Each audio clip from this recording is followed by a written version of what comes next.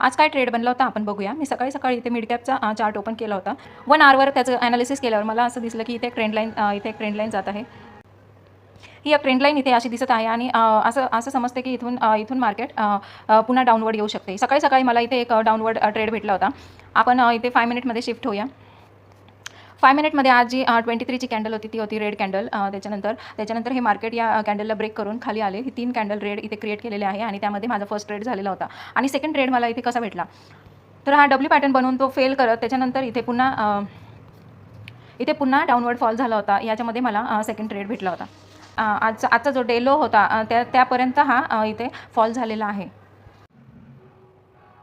अधिकाधिक logical video बघण्यासाठी please तुम्ही माझ्या यूट्यूब चॅनलला सबस्क्राईब करा। त्यामुळे तुम्हाला सगळे व्हिडिओज व्यवस्थित भेटतील आणि एकही मिस होऊ शकणार नाही। थँक्यू। आज काय ट्रेड बनला होता आपण बघूया। मी सकाळी इथे मिड कॅपचा चार्ट ओपन केला होता।